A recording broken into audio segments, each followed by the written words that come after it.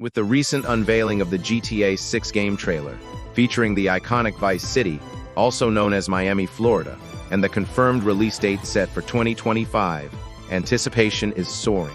As we embark on a year-long countdown until the game's launch, join us each month for an exclusive video series. In Vice City in real life, Trap History will delve into the lives of the real individuals who brought the Vice to life in Vice City. Get ready for an immersive journey into the history that inspired the virtual realm.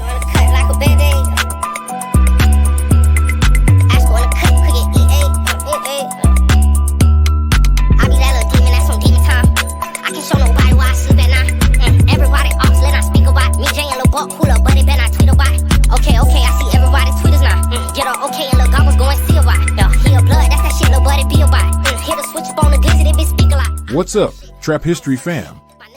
It's the Project Professor, and after our deep dive into the lives of Vice City's real-life influencers, we're about to unravel another crucial chapter. The lobby of the movie theater in Pompano Beach, Florida, buzzed with the chatter of moviegoers and the aroma of buttered popcorn. Brent Schaefer, a teenager with dreams as big as the Florida sky, stood near the concession stand, waiting in line absent-mindedly. Then, out of the crowd, a large middle-aged black man approached him, his presence commanding attention. Brent straightened up instinctively, not out of fear, but out of respect for the man's imposing demeanor. "Are you Brent Schaefer?" the man asked, his voice low and gravelly. Brent nodded cautiously. "Yes, sir," he replied, his tone polite but guarded. He wondered if this man knew his grandmother from church, or if he was perhaps a distant relative. The man's expression softened slightly as he began to speak, pouring out a tale of woe and desperation. He explained how he had placed a bet against the youth football team Brent quarterbacked, believing it to be a sure thing.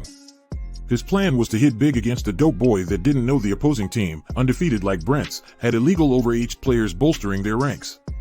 Brent listened in disbelief as the man recounted how he had gambled everything on that game, taking out a mortgage on his house to cover the bet.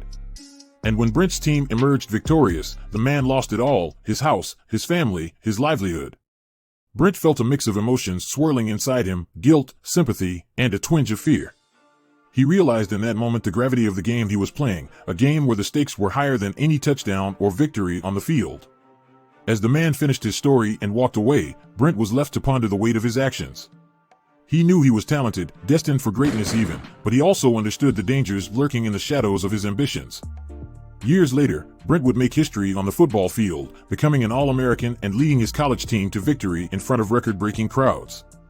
But amidst the glory and adulation, he never forgot the lessons learned in the gritty streets of Pompano.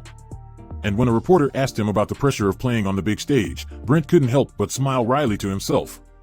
For him, real pressure wasn't the roar of the crowd or the glare of the cameras, it was the smell of marijuana in the air, the sight of hardened criminals placing bets on a youth football game, and the knowledge that one wrong move could cost him everything. But Brent kept his secrets close, for he knew better than anyone that in the world he came from, there were some truths best left unsaid.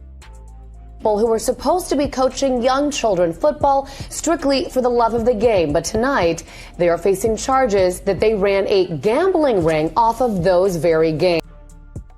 What's up, history buffs?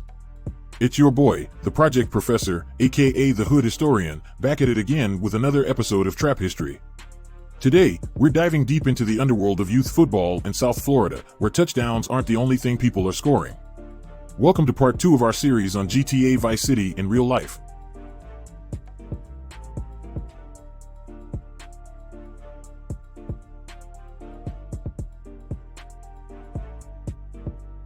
Pee-wee players by day, but as the sun sets, the atmosphere at South Florida Youth Football League games takes a darker turn. The stands fill with men in their 20s and 30s, money exchanges hands openly, and the air is thick with the scent of marijuana. Outside the lines uncovered a gambling ring operating within the league, with tens of thousands of dollars riding on games and players being paid for big plays. But this isn't just about friendly bets between fans. Ron Thurston, a Broward County Sheriff's deputy and longtime coach in the league, said, at some of the games, the money is being dealt so wide open a blind man could see the gambling taking place. NFL cornerback Al Harris, who grew up in the league, shared his experience. "Just to be straightforward," said Harris, "these guys, they're drug dealers who are doing this gambling. The stakes are high, with gamblers investing in teams and players, often targeting kids from low-income families. Pastor Wesley Smith said gamblers study kids, and they find the good players whose dads are in prison and whose moms are barely making ends meet to put food on the table for their children. It's a vicious cycle, with children becoming pawns in a dangerous game. But amidst the chaos, there are stories of resilience. Rob Glover, who was a star player in youth football but never played high school, falling victim to the streets and the fast money it offered, said, "The money, it did something to me."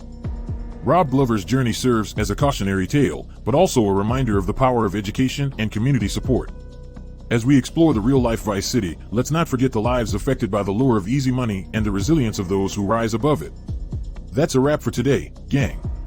Don't forget to like, subscribe, and hit that notification bell for more gritty tales from the streets of Vice City.